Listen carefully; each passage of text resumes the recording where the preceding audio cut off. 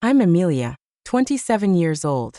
Just 6 weeks ago, I was just a regular kindergarten teacher, scraping by in a small apartment, living paycheck to paycheck.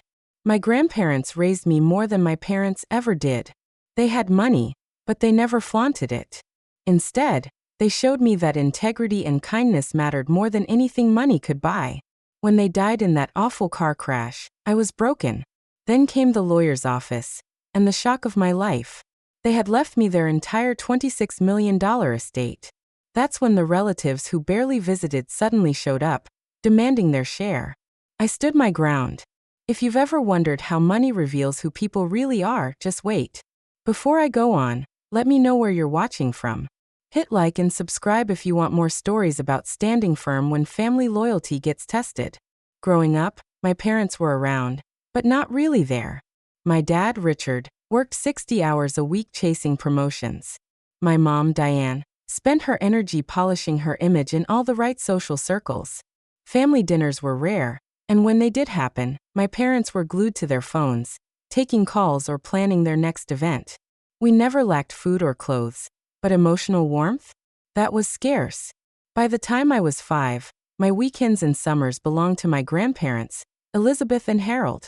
Their 4-bedroom house quickly became my real home. Even though they had plenty of money, they lived simply. On their 3-acre property, Grandpa showed me how to grow tomatoes and zucchini in the garden. Grandma taught me how to bake cookies from scratch and sew buttons back on shirts. They were there for every school play and every soccer game my parents missed. They had started from nothing. Back in the 1970s, they launched Alexander Logistics out of their garage with a single truck. By the time I was born, it had grown into a regional giant with 200 trucks and 5 warehouses. But you'd never know they were wealthy by looking at them. Grandpa drove the same pickup for 2 decades. Grandma clipped coupons and hunted for bargains at every store. They always told me, money is just a tool, Amelia. It's not what makes you valuable. Use it to create something meaningful, not to impress people who don't matter. That belief was the root of their fallout with my dad.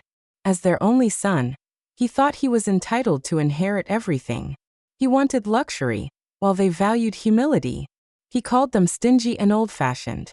They called it teaching discipline. They paid for his college, but he still had to work summers. After graduation, they gave him a down payment on a modest starter home, but not the luxury condo he thought he deserved. The final blow came when he demanded a senior role in their company, even though he had no experience. They told him he had to earn it like anyone else.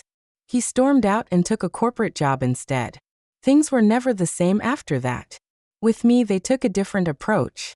They paid for my entire education, leaving me debt-free, but they encouraged me to choose passion over profit. So when I became a kindergarten teacher, they cheered me on, even though my paycheck barely covered rent. As an adult, my bond with them only grew stronger. We had Sunday dinners every week. I helped them figure out smartphones and video calls. They shared family recipes and stories from their younger days. On holidays, I stayed with them instead of my parents, which annoyed my mom to no end. She saw it as a rejection, but to me it was just natural. My 1-bedroom apartment was only 20 minutes from their house. It was small, filled with thrifted furniture and houseplants, but it felt like mine. My salary from Sunshine Elementary wasn't much, but it covered what I needed. I found joy in simple things, reading library books, hiking, volunteering at the animal shelter. My grandparents respected that independence. Sometimes they surprised me with practical gifts, a set of winter tires, or a really good blender. Then 6 weeks ago, my world shifted forever. I was grading papers on a Tuesday night when the phone rang. A drunk driver had run a red light, hitting my grandparents' car head-on. They died instantly. The officer said they didn't suffer. But that didn't make it easier. Their funeral was a blur. My parents handled the arrangements, haggling with the funeral director about costs. My brother Jason flew in from California, but spent most of his time glued to his phone. My Aunt Pam cried loudly whenever cameras were around, but stopped as soon as they were put away. Uncle Steve, her quiet shadow, hovered near corners without saying much. None of them had visited my grandparents in years. Now suddenly, they were acting like the grieving family. Me? I just felt hollow. The two people who loved me unconditionally were gone. Their house, once warm and alive, now felt unbearable. I couldn't step inside. I went back to my little apartment, took bereavement leave from school, and tried to face the silence. 2 weeks later, Matthew Goldstein, their attorney, called. He wanted me and the rest of the family to come to his office for the reading of the will. I had no idea that meeting would expose my family for who they really were. That morning was gray and drizzly, perfectly matching my mood. I arrived 15 minutes early, dressed in black, carrying the umbrella my grandmother had insisted I always keep in my car. The office was inside an old Victorian house downtown, with warm wood walls and leather chairs. Matthew Goldstein greeted me kindly. He was in his 60s, silver-haired, with gentle eyes behind wire-rimmed glasses. My grandparents had often spoken of him, not just as their lawyer, but as a close friend for over 3 decades. "I'm so sorry for your loss, Amelia," he said softly. "Elizabeth and Harold were incredible people. I'll miss our chess games, and her lemon bars she always brought to meetings." His sincerity made my eyes sting. "Thank you," I managed. "They thought the world of you, too." Before we could continue, the glass door opened. My family filed in all at once. My dad, Richard, walked in first, checking his expensive watch like every second mattered. At 56, he looked like a harder, colder version of Grandpa, but without the kindness. My mom, Diane, followed, carrying a designer handbag probably worth more than my rent. Jason strolled in next, 25 years old, wearing sunglasses indoors, his wrinkled shirt barely tucked into jeans. Aunt Pam arrived still yelling into her phone about drama at the country club, with Uncle Steve trailing silently behind her like always. "Well, let's get this over with," my dad snapped, not even bothering with greetings. "Some of us have real businesses to run." Matthew kept his composure. "Of course, Richard. Please, let's all head to the conference room." We sat around a huge oak table. My father claimed the far end like it was his throne. I took a seat closer to Matthew, who sat at the head. The others filled in by habit. My mom next to my dad, Jason beside her, Aunt Pam loud as ever, Uncle Steve quiet as usual. "Before we begin," Matthew said, "I want you all to know Elizabeth and Harold were of sound mind when they updated this will last year. They thought through every decision carefully." My dad scoffed. "We know how it goes. Dad built the business. I'm his son. Standard inheritance. Just read it." Matthew ignored him, opened his leather folder, and adjusted his glasses. "I, Harold Alexander, and I, Elizabeth Alexander, being of sound mind and body, do hereby declare this our last will and testament." The legal language dragged on for several minutes, as Matthew listed revocations of old wills and named executors. My family shifted restlessly, barely hiding their impatience. Then came the part everyone had been waiting for. "We hereby bequeath our entire estate," Matthew read, "including but not limited to all cash assets, totaling approximately $8 million. Our investment portfolio valued at roughly $12 million. All real estate holdings, including our primary residence, valued at $5 million. And our 25% ownership stake in Alexander Logistics, valued at about $1 million, to our beloved granddaughter, Amelia Grace Foster." The room froze. No one spoke. I couldn't even breathe. For a moment I thought I had misheard. But Matthew continued. "We specifically and intentionally make no provisions for our son Richard Alexander, our daughter-in-law Diane Alexander, our grandson Jason Alexander, our daughter Pamela Davis, or our son-in-law Stephen Davis. We have provided for them during our lifetime, and have made our reasons clear to our attorney." My father shot to his feet, his chair crashing backward. "Let me see that."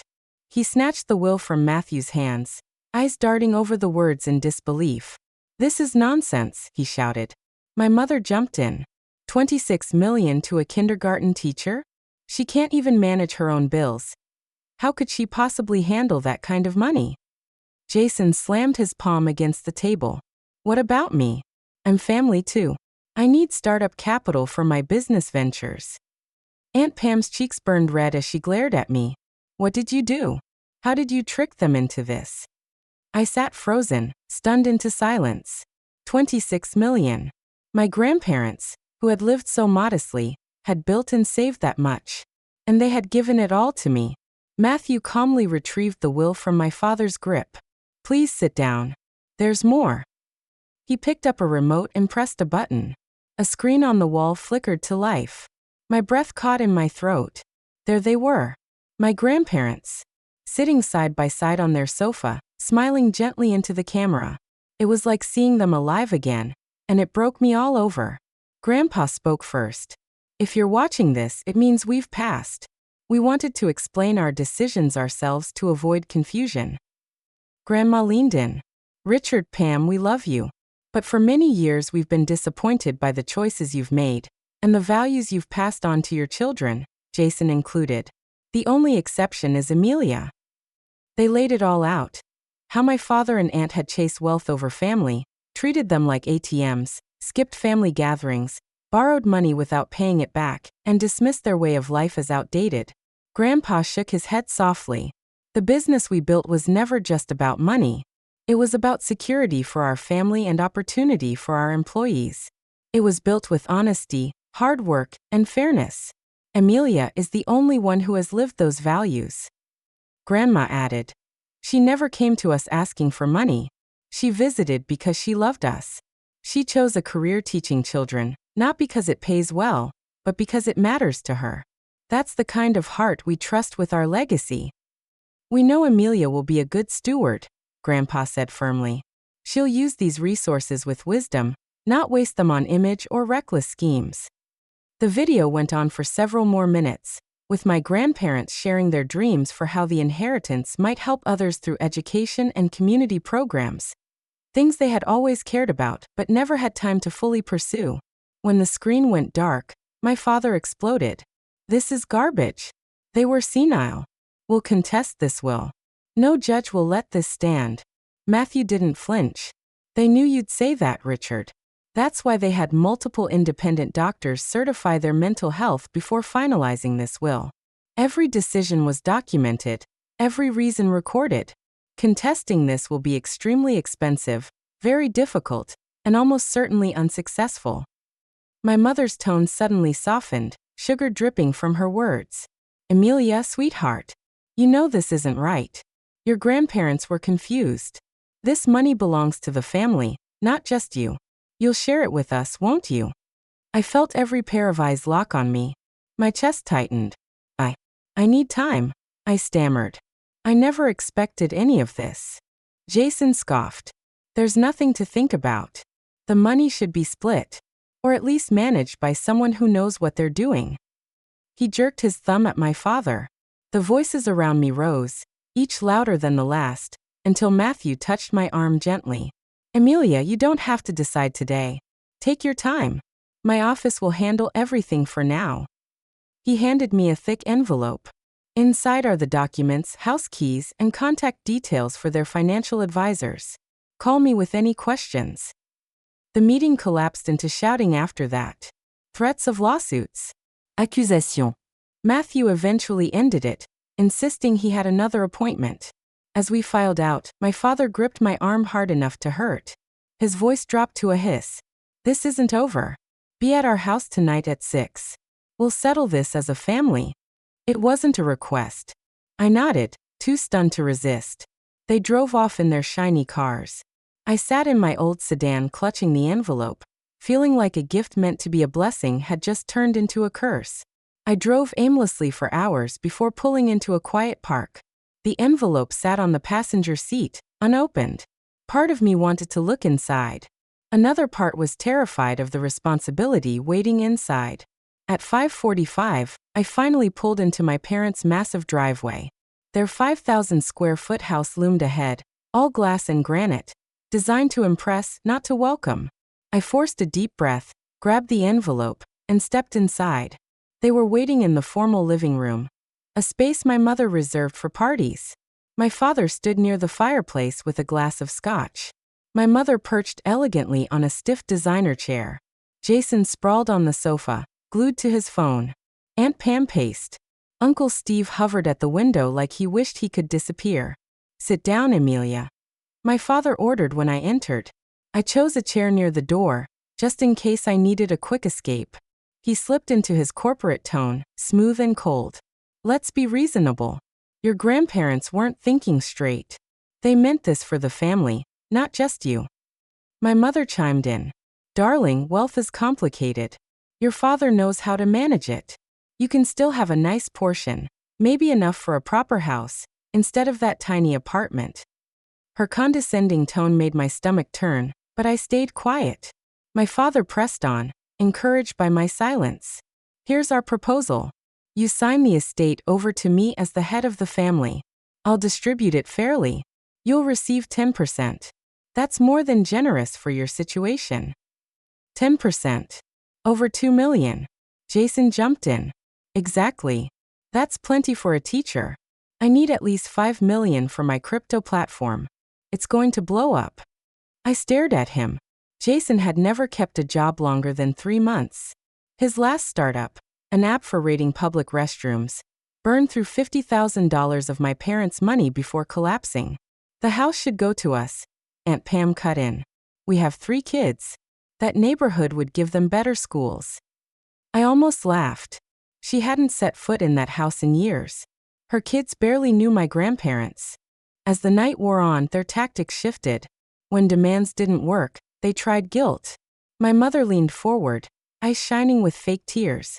After all we've done for you, we gave you life, a good home, every opportunity. And this is how you repay us? This is your idea of loyalty. I nearly choked on my water. Loyalty. When had either of them ever called just to check on me? When had they shown up to a school performance, or even asked how I was doing? My father's tone shifted. We're not asking, Emilia. We're telling you. Either you sign these transfer papers willingly, or we'll contest the will. We'll drag every detail into court, every private visit you had with your grandparents, every word you might have said about us. It'll get ugly. The threat hung heavy in the air. My stomach twisted, but something inside me solidified. A memory rose of my grandfather kneeling down to my 8-year-old self on a playground. No one can take your dignity unless you give it away, Emilia. Know what's right, and hold your ground. Uncle Steve, quiet until now, spoke up softly. Maybe we should all calm down. Give Emilia time to process. This is a lot. Stay out of this, Steve. My father snapped, turning on him like a wolf. I am family, Steve said. But his voice faltered under my father's glare, and he backed down. The hours dragged on. By 9 o'clock, Jason was hammering out a rough transfer document on his laptop. My mother had their lawyer on the phone for advice. Aunt Pam scrolled through real estate listings for my grandparents' house, already discussing what walls she'd tear down first. They had carved up my inheritance without me, planning every dollar as if it were theirs. Not once did they mention my grandparents' wishes. Not once did they ask what I thought. At 10:30, my father slid a printed draft across the coffee table along with a pen. Sign it, he ordered. I picked it up and read. It gave away everything. All rights, all control, leaving me a vague percentage at my father's discretion. Essentially nothing. I set it down. No. The room went still. My father's voice dropped low. What did you just say? I said no. I won't sign. My grandparents trusted me for a reason, and I intend to honor that trust. Chaos erupted. My mother called me ungrateful. Jason hurled insults I refused to repeat, and Aunt Pam sobbed about her children's future. But I sat still, letting the word no shield me like armor. Finally, my father slammed his glass so hard it cracked. Enough. I always told Dad you couldn't be trusted. You manipulated them, just like you're manipulating us with this innocent act. You have a choice, Emilia. Sign that paper and remain part of this family, or keep your precious inheritance and be disowned. You can't have both. The ultimatum cut through me, but as I looked around at their faces, I saw no love, no compassion, just greed. And in that moment I understood. They had never seen me as family. I was a wallet in waiting. I'm not signing, I said, rising to my feet. I'm sorry you feel this way, but I will honor Grandma and Grandpa's wishes. Then get out of my house, my father roared. Pack tonight. You're not welcome here. I live in my own apartment, I reminded him. I've been gone for years. His laugh was cold. The apartment we co-signed because your teacher's salary wasn't enough. Check your lease, Emilia. We own that building through one of our companies. Consider yourself evicted. The floor dropped beneath me. He was right. I hadn't realized they owned the building. You have 30 minutes to grab essentials, my mother said, checking her watch. Locks change tomorrow.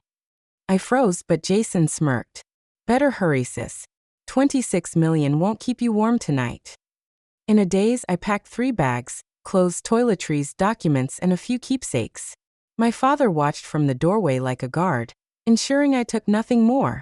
Downstairs, my mother was already calling a realtor about my grandparents' house. You were never really part of this family anyway, my father sneered. Your mother and I nearly divorced before you were born. You were just the obligation that kept us tied. The words cut like glass. I had always felt unwanted, but hearing it confirmed was a wound I wasn't ready for. We've wasted enough time and money on you, my mother added coldly. Private school, braces, dance lessons you were terrible at. Consider this the end of our investment. Investment. Not love. Not care. Just a bad stock they wanted to cut loose. Jason leaned against the wall, smirking. You'll regret this. That money will vanish, and you'll come crawling back. And we'll remember you chose cash over family. I zipped my last bag and swallowed my tears. I refused to let them see me break. Is that everything? My father demanded. I glanced at the trophies, books, and photo albums I couldn't carry. I'll come back for the rest later. He laughed. There won't be a later. Whatever you leave goes to the trash. Your call. The finality struck deep. They weren't just cutting me off, they were erasing me. I grabbed my grandmother's quilt, the one she had stitched by hand, and shoved it into my bag. I wouldn't leave that behind. 3 bags over my shoulder, 1 in my hand, I walked to the door. They stood lined up behind me. Angry, cold, unrecognizable. You might have money now, my mother said. But family is forever. One day, you'll realize what you've thrown away. I turned, quilt clutched tight. I'm not the one throwing away family, I said quietly. You are. And I walked out. With that, I stepped out into the cool night air. The door slammed behind me with a sound that felt final, like a chapter snapping shut. Standing by my car in the driveway, the weight of everything finally collapsed on me. I wasn't just disowned, I was homeless. My apartment was gone. My family had cast me out, and the only roots I thought I had were ripped from beneath me.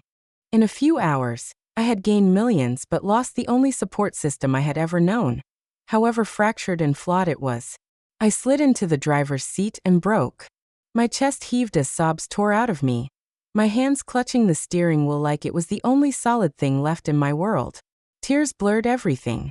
I cried for my grandparents, whose absence cut deeper than ever. I cried for the family I had always longed for but never truly had.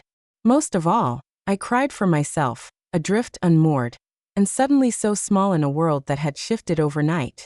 Minutes felt like hours before I wiped my face and started the engine. I had nowhere to go.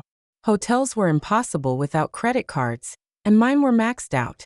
I could call a friend, but how would I even begin to explain this at midnight?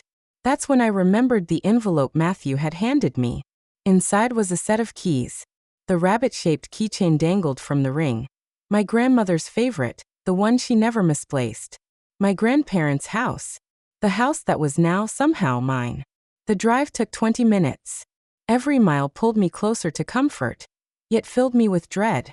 I hadn't been back since the funeral. Facing the emptiness had felt unbearable.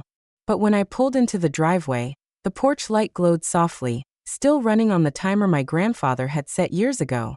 I sat in the car for a long moment, gathering courage, before finally stepping out with a single bag. The key trembled in my hand as I unlocked the door. Inside, the house smelled the same, lemon verbena from my grandmother's potpourri, and the faint woody polish my grandfather used on the furniture every Sunday. I switched on the lights, half expecting to hear them call from the kitchen. The silence pressed in on me. I carried my bag to the guest room I had always stayed in, where everything was just as I left it. A book I'd been reading still sat on the nightstand, bookmark in place. Fresh towels were folded neatly on the dresser. My grandmother's quiet way of preparing for my next visit, a visit she never knew wouldn't come. That small act of love unraveled me. I sat on the bed and cried until exhaustion dragged me under, falling asleep fully clothed on top of the quilt. Morning came too bright, too ordinary. For a fleeting second, I expected to smell coffee and hear my grandfather's cheerful, off-key whistling. Then the silence reminded me. They were gone. And in their absence, I had inherited both their wealth and their enemies, my own family. My phone buzzed endlessly with texts and missed calls. My mother's messages swung between begging and bargaining. "We can work this out if you'll be reasonable." My father's tone was sharper. "You have 24 hours to reconsider before we file suit." Jason's text chilled me most. "Enjoying the big empty house?" Not for long. It didn't sound like bluster. It sounded like a threat. I forwarded it to Matthew. His reply came instantly. "Stay where you are. I'll be there in 30 minutes. Don't open the door for anyone else." His urgency rattled me, but his presence in this fight gave me comfort. At least someone was on my side. Exactly half an hour later, Matthew appeared with a briefcase in one hand and 2 coffees in the other. We sat at the breakfast nook where my grandparents once shared their casual meals. "First things first," he said, sliding a cup toward me. "Your family has already contacted 3 attorneys about contesting the will. I expected this, and I've prepared countermeasures." My hands wrapped around the warm cup. "They kicked me out last night," I whispered. "My father owns my apartment building through one of his companies."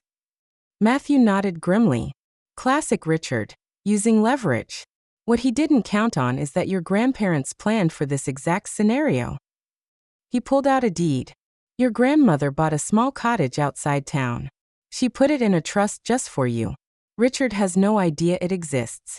Relief washed over me like fresh air. I wouldn't be homeless after all. But part of me bristled at the thought of hiding while my family circled like vultures. "There's more," Matthew said, lowering his voice. "You're not alone in this. Your grandparents had friends who understood exactly what kind of people your family are." As if on cue, a knock came at the back door. Matthew smiled. "That will be Carlos."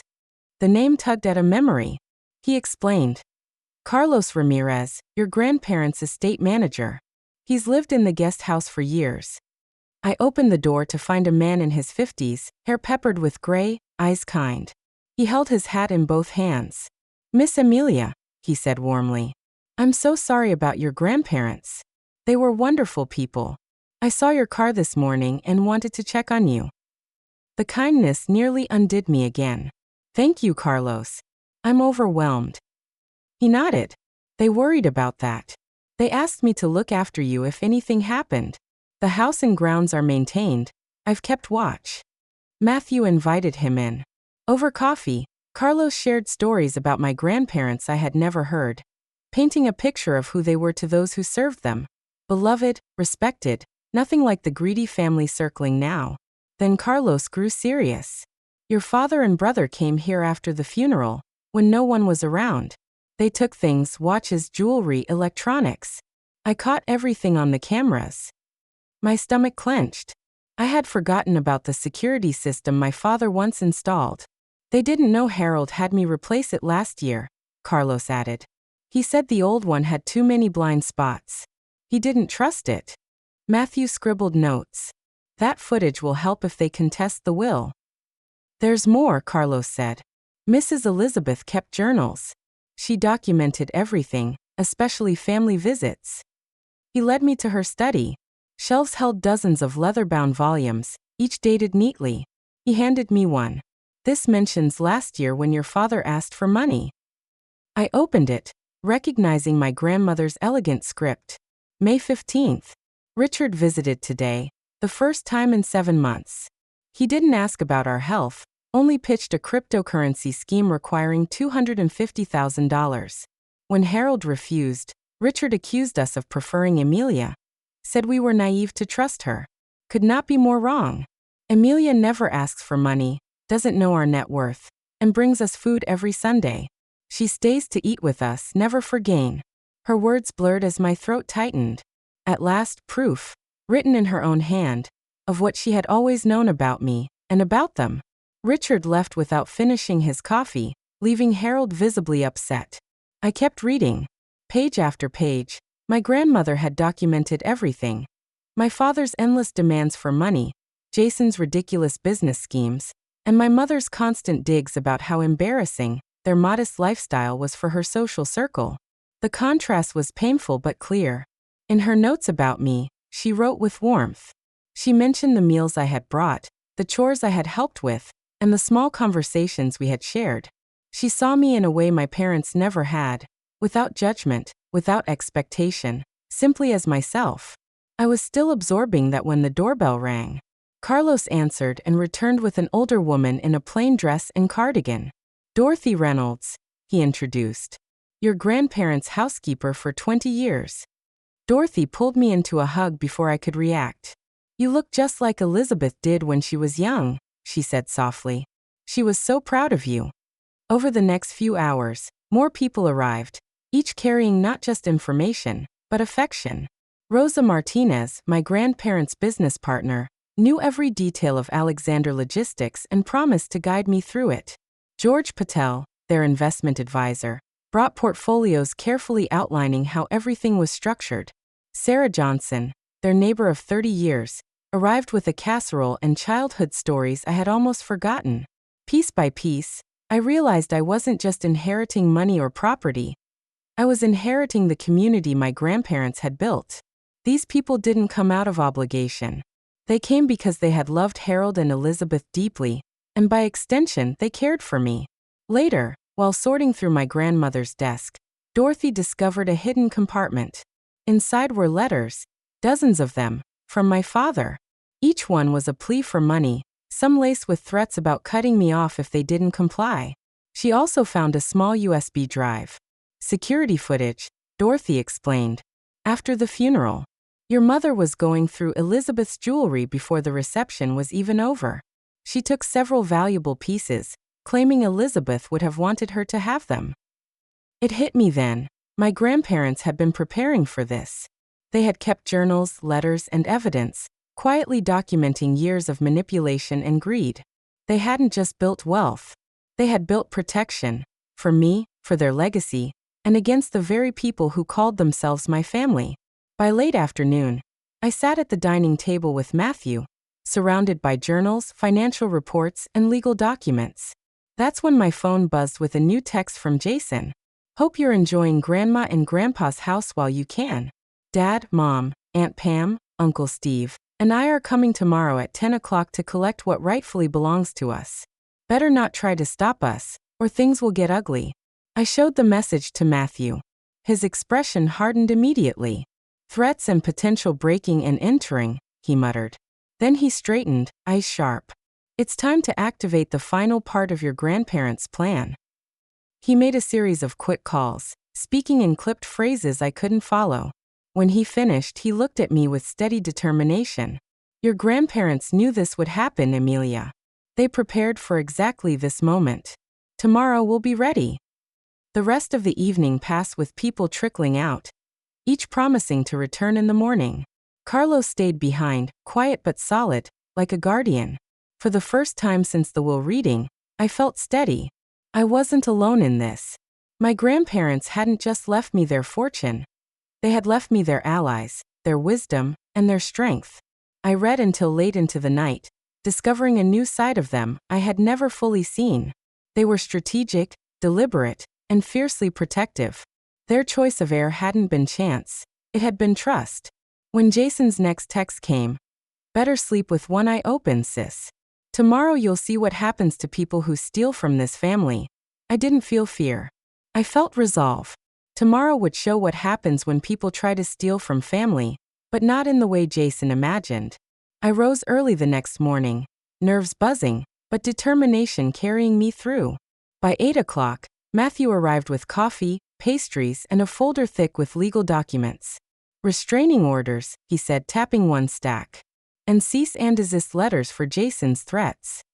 Dorothy came next, taking over the kitchen with practiced ease.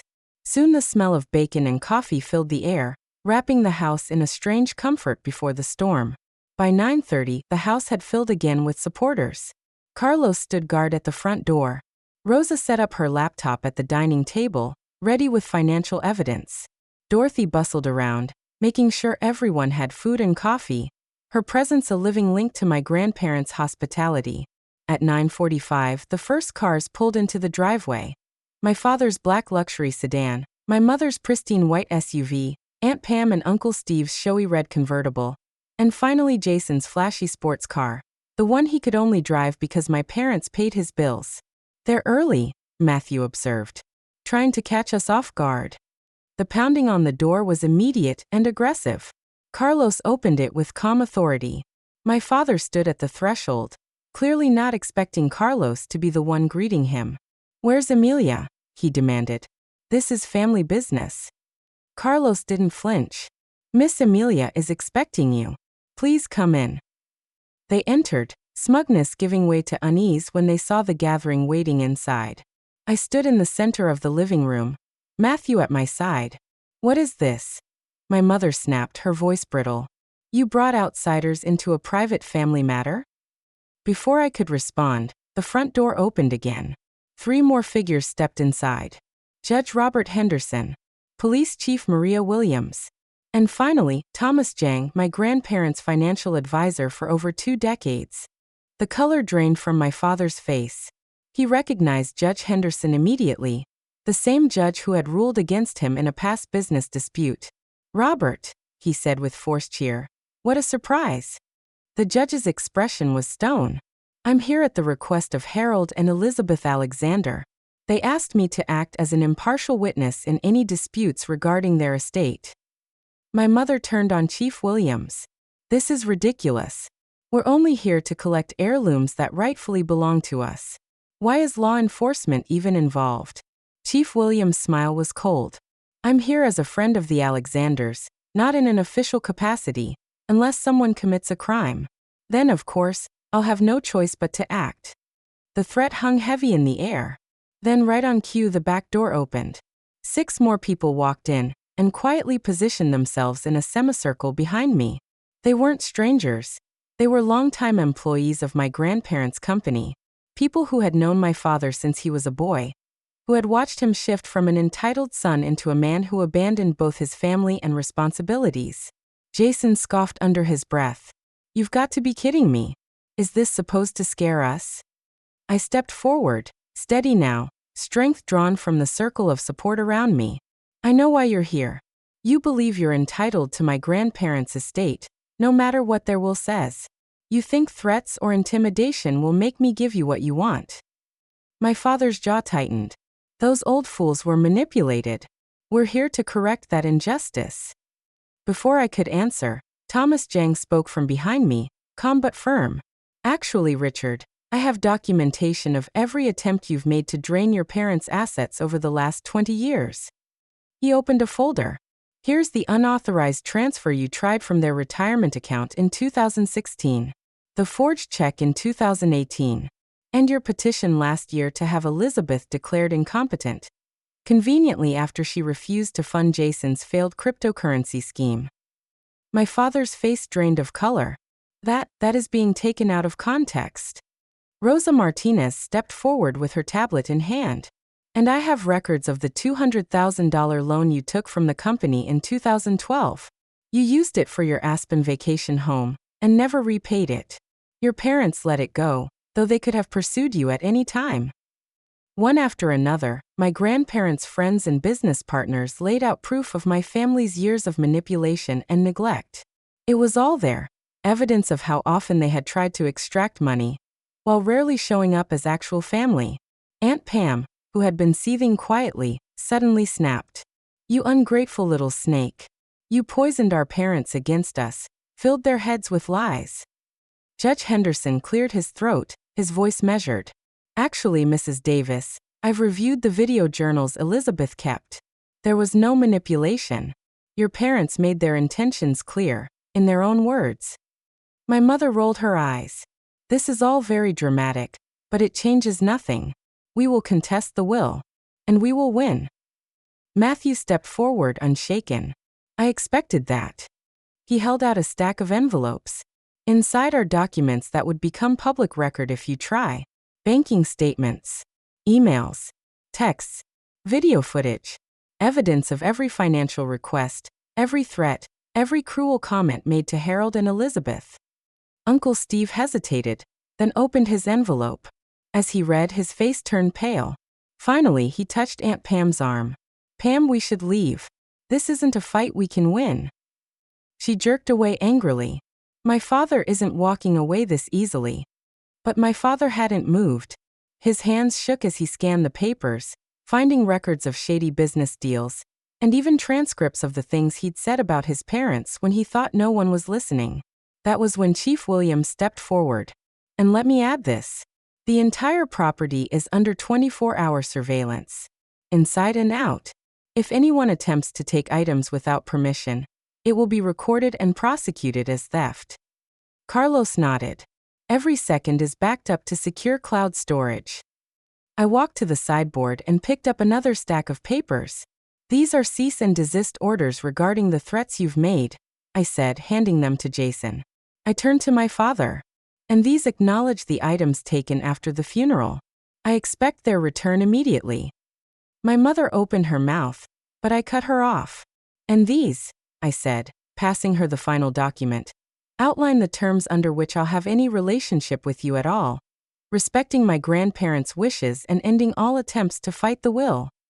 The silence that followed was heavy. My family finally saw what I already knew. My grandparents had anticipated every possible move, and they had built both a legal wall and a human shield around me. My father was the first to speak. "This isn't over," he muttered, though his voice carried no conviction. "Actually, Richard, it is," Judge Henderson replied. "Your parents were deliberate. No court will overturn this." One by one, they backed toward the door.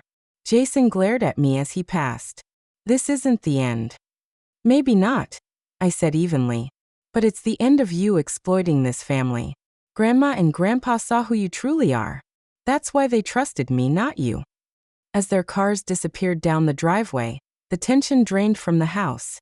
Dorothy immediately brought out coffee and pastries, filling the room with warmth. My grandparents' allies gathered close, offering hugs, kind words, and quiet congratulations. I stood in the middle of it all, feeling strangely hollow. I had defended their wishes. I had stood strong. But I had also lost what little was left of my family. The victory rang bittersweet. Judge Henderson must have seen it on my face. He rested a hand on my shoulder. "Your grandparents would be proud, Amelia. Not only of what you did, but how you did it, with dignity." Rosa nodded. "You are more like them than anyone else. That's why they trusted you with everything." As I looked around the room, I realized something had shifted. My birth family had walked out, but in their place stood a circle of people who chose to be here, bound not by blood, but by respect, loyalty, and love. That was my grandparents' real legacy. Not just money or property, but people, community, a family I wasn't born into, but maybe the one I was meant to have. 6 months passed in a blur. The first weeks were the hardest, filled with lawyers, accountants, and the ache of finally accepting that my parents and siblings would never choose me over money. Their half-hearted attempts to reconcile only came when they wanted something, proof that nothing had changed. With Matthew's guidance and Rose's mentorship, I poured myself into the future. I created the Elizabeth and Harold Alexander Foundation for Education, pledging $10 million to support underprivileged students. Arts and vocational training became our focus, fields my grandparents believed in but felt society undervalued. I surprised a lot of people by keeping my job. I returned to my kindergarten classroom at Sunshine Elementary. To me, teaching was never about the paycheck. It was about the kids. With my resources, I gave them what the budget couldn't: books, art supplies, technology. Every child had healthy snacks. Every child had a winter coat. Small things for me, life-changing for them. Under Rose's guidance, I also learned the basics of Alexander logistics. I never became a daily manager, but I made sure the company stayed true to my grandparents' values: profit sharing, fair retirement plans, and real security for the 100 employees who kept it alive. The house, once painfully quiet, became home again. Slowly, I moved from the guest room into the master bedroom. It took time before it felt right, but with Carlos's help, I renovated the basement into a community space, hosting foundation events, workshops, and programs. And Dorothy? She still came 3 days a week, bustling through the halls as though nothing had changed. She insisted she wasn't ready to retire. I let her. Truthfully, I was grateful. Her presence made the house feel alive. My family tried now and then to reconnect, but their motives were always obvious. My father called when his company was short on cash, hinting at temporary loans that promised generous returns. My mother reached out after her friends heard about the foundation, suddenly eager to sit on the board. Jason texted when his newest venture failed, asking for startup money. Aunt Pam called around the holidays, suggesting family should be together, especially at my house, large enough in her view to host everyone. Each time, I kept my boundaries firm but polite. I reminded them of the conditions I'd set after the confrontation. A relationship built on respect and genuine care, not financial gain. None of them were willing to meet those terms. Instead, I leaned into the family my grandparents had chosen. Sunday dinners became my tradition now, with rotating guests, Rosa, Matthew, Carlos and his family, Dorothy, and others who had been part of my grandparents' circle. Together we shared meals, celebrated milestones, and stood by each other in hard times. It wasn't the family I was born into, but it was one rooted in shared values and true affection. One crisp autumn morning, eerily similar to the day of the accident, I visited my grandparents' graves for the first time since the funeral. I carried fresh flowers, sat on the small bench nearby, and finally allowed myself the conversation I had been avoiding. "I'm trying my best to honor what you built," I said softly, feeling only slightly foolish for speaking aloud. "The foundation is making a real difference. 3 students already have full scholarships who never could have gone to college otherwise. Your employees still talk about you with so much respect." A gentle breeze rustled the trees, golden leaves spiraling down around me. It was the kind of day my grandmother would have loved. A day for baking pies and reading by the fire. "I wish you were here to see it all," I continued. "I have so many questions about the choices you made, the investments, the people you helped. But I'm figuring it out step by step." In those months, I had uncovered countless quiet acts of generosity.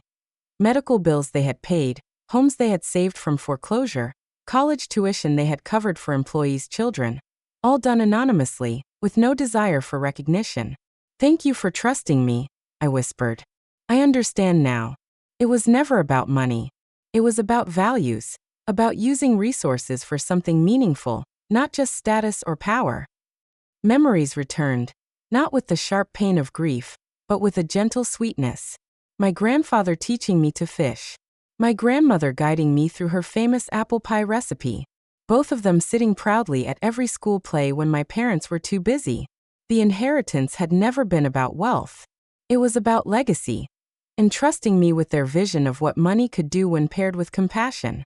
The next day, I hosted the foundation's first major event, a scholarship ceremony for 20 high school seniors who would receive full college funding. As I watched them walk across the stage, I felt my grandparents' presence so strongly it was almost tangible. Among the recipients was Maria Vasquez, a brilliant young woman who reminded me of myself at that age, full of potential, but limited by circumstance.